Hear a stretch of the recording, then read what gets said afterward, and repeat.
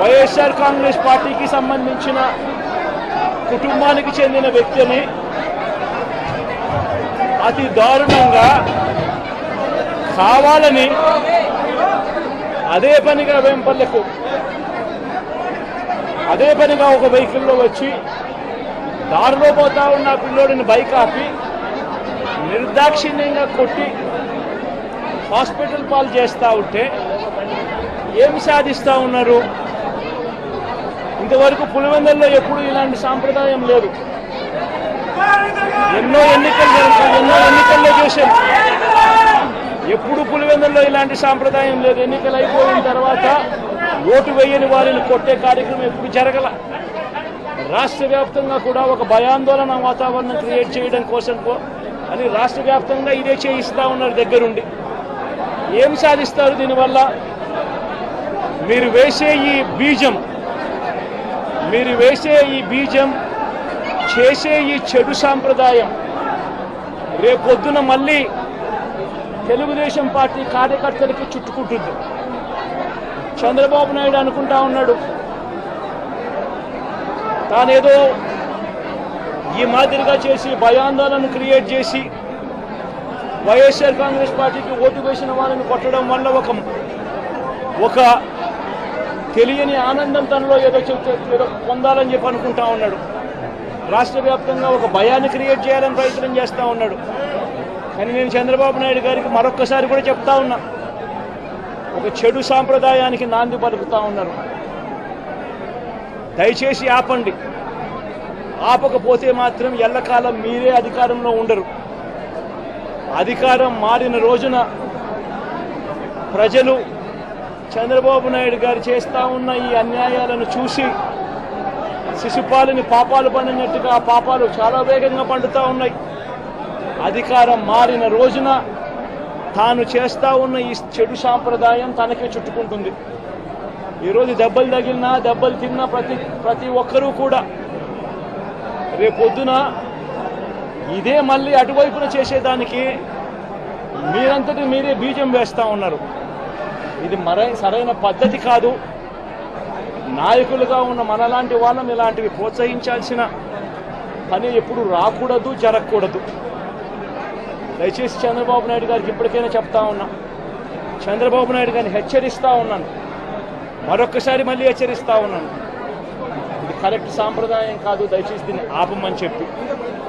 నిజంగానే మీరు కూడా వెళ్ళి ఒకసారి చూడండి. ఒకసారి ఏం పాపం చేశాడు నా పిల్లోని, ఎందుకు కొట్టారు, ఏం పాపం చేశాడని కొట్టారు. ఒకసారి హాస్పిటల్లో కూడా ఒకసారి చూడండి. ఒకసారి 90 మంది పిల్లలు ఇక్కడ జాయిన్ అయ్యారు. మధ్యాహ్న భోజనం పథకం సరిగ్గా జరగడం లేదు. పిల్లలకు కనీసం బ్యాగుల సప్లై కూడా సరిగ్గా జరగడం లేదు. ఇచ్చేటోడు ఎవడు ఇవ్వడం లేదు సరిగ్గా ఏది వ్యవస్థ అనేది ఏది సరిగ్గా జరగడం లేదు. వ్యవస్థను గాడిలో పెట్టండి. మీరు ప్రజలు మిమ్మల్ని ఏదైతే ఓటు వేశారో ఒక కారణం చేత మీరు ప్రజలు 10% మంది ఓట్లు, మాకు రావాల్సిన 10% మంది ఓట్లు మీకు వైపు డ్రిఫ్ట్ అయ్యాయి అని అంటే కేవలం మీరు చేసిన మోసపూరిత వాగ్దానాల వల్ల డ్రిఫ్ట్ అయ్యాయి. ప్రజలు మీ దగ్గర నుంచి ఎక్స్పెక్ట్ చేస్తూ ఉన్నారు. రైతులు అల్లాడిపోతూ ఉన్నారు, రైతు భరోసా అందక. పిల్లలు అల్లాడిపోతూ ఉన్నారు, పిల్లలు బడులు స్టార్ట్ అయ్యాయి. కానీ తల్లులకు అమ్మఒడి కార్యక్రమం ద్వారా వస్తూ ఉన్నది రావడం లేదు. తల్లులు ఆశగా ఎదురు చూస్తూ ఉన్నారు. వాళ్ళని చూసుకోండి. అక్క చెల్లెమ్మలకి ఇస్తామన్నారు నెల 1500 రూపాయలు, అది ఇచ్చే కార్యక్రమం చూసుకోండి. ఇంటింటికి ఉద్యోగం అన్నారు, ఉద్యోగం ఇవ్వకపోతే 3000 రూపాయలు ప్రతి ఇంటికి నిరుద్యోగ వృత్తి అన్నారు. ఆ పిల్లలందరూ ఎదురు చూస్తూ ఉన్నారు, మీరు ఎప్పుడెప్పుడు ఇస్తారు 3000 రూపాయలు నిరుద్యోగ వృత్తి అని. అది చూసుకోండి. ఇటువంటి ఏవి కూడా మంచి కార్యక్రమాలు ఏవి కూడా చేయకుండా రాష్ట్ర వ్యాప్తంగా భయాందోళన మాత్రమే క్రియేట్ చేసే దుర్బుద్ధిని చేసే దుశ్చర్యను ఆపండి అని మరొకసారి హెచ్చరిస్తూ చెప్తా ఉన్నాం. శిశుపాలను పాపాలు పండినట్టుగా వేగంగా జరుగుతూ ఉన్నాయి. తన పాపాలు పండడం అన్నది కూడా తను మర్చిపోద్దని సందర్భంగా మరొకసారి చెప్తా ఉన్నాం.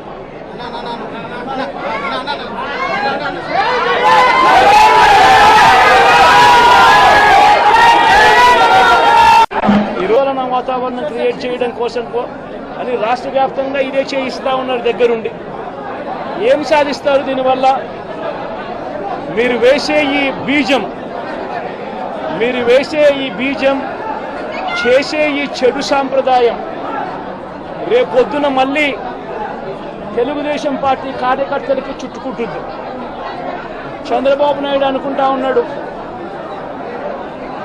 తానేదో ఈ మాదిరిగా చేసి భయాందోళన క్రియేట్ చేసి వైఎస్ఆర్ కాంగ్రెస్ పార్టీకి ఓటు వేసిన వాళ్ళని కొట్టడం వల్ల ఒక తెలియని ఆనందం తనలో ఏదో పొందాలని చెప్పి అనుకుంటా ఉన్నాడు.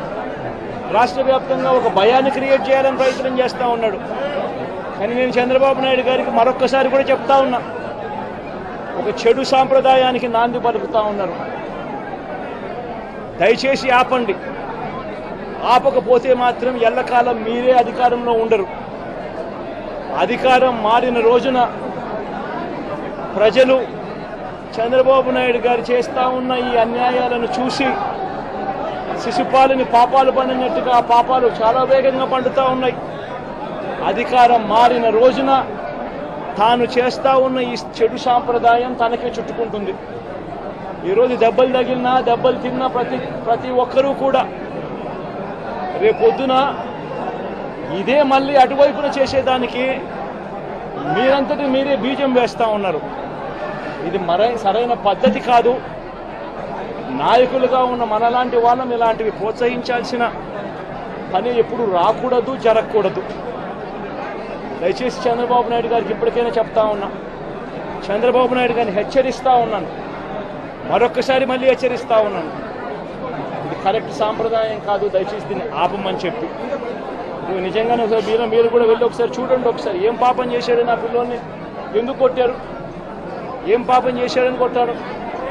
ఒకసారి హాస్పిటల్లో కూడా ఒకసారి చూడండి. ఒకసారి 90 మంది పిల్లలు ఇక్కడ జాయిన్ అయ్యారు. మధ్యాహ్న భోజనం పథకం సరిగ్గా జరగడం లేదు.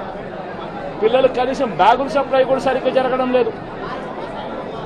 ఇచ్చేటోడు ఎవడు ఇవ్వడం లేదు సరిగ్గా ఏది వ్యవస్థ అనేది ఏది సరిగ్గా జరగడం లేదు. వ్యవస్థను గాడిలో పెట్టండి. మీరు ప్రజలు మిమ్మల్ని ఏదైతే ఓటు వేశారో ఒక కారణం చేత మీరు ప్రజలు 10% మంది ఓట్లు, మాకు రావాల్సిన 10% మంది ఓట్లు మీకు వైపు డ్రిఫ్ట్ అయ్యాయి అని అంటే కేవలం మీరు చేసిన మోసపూరిత వాగ్దానాల వల్ల డ్రిఫ్ట్ అయ్యాయి. ప్రజలు మీ దగ్గర నుంచి ఎక్స్పెక్ట్ చేస్తూ ఉన్నారు. రైతులు అల్లాడిపోతూ ఉన్నారు, రైతు భరోసా అందక. పిల్లలు అల్లాడిపోతూ ఉన్నారు, పిల్లలు బడులు స్టార్ట్ అయ్యాయి, కానీ తల్లులకు అమ్మఒడి కార్యక్రమం ద్వారా వస్తూ ఉన్నది రావడం లేదు. తల్లులు ఆశగా ఎదురు చూస్తూ ఉన్నారు. వాళ్ళని చూసుకోండి. అక్క చెల్లెమ్మలకి ఇస్తామన్నారు నెల 1500 రూపాయలు, అది ఇచ్చే కార్యక్రమం చూసుకోండి. ఇంటింటికి ఉద్యోగం అన్నారు, ఉద్యోగం ఇవ్వకపోతే 3000 రూపాయలు ప్రతి ఇంటికి నిరుద్యోగ వృత్తి అన్నారు. ఆ పిల్లలందరూ ఎదురు చూస్తూ ఉన్నారు, మీరు ఎప్పుడెప్పుడు ఇస్తారు 3000 రూపాయలు నిరుద్యోగ వృత్తి అని. అది చూసుకోండి. ఇటువంటి ఏవి కూడా మంచి కార్యక్రమాలు ఏవి కూడా చేయకుండా రాష్ట్ర వ్యాప్తంగా భయాందోళన మాత్రమే క్రియేట్ చేసే దుర్బుద్ధిని చేసే దుశ్చర్యను ఆపండి అని మరొకసారి హెచ్చరిస్తూ చెప్తా ఉన్నాం.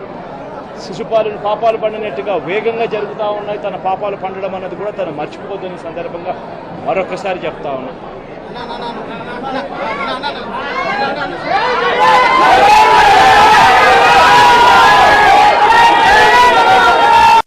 ఈరోజు హాస్పిటల్లో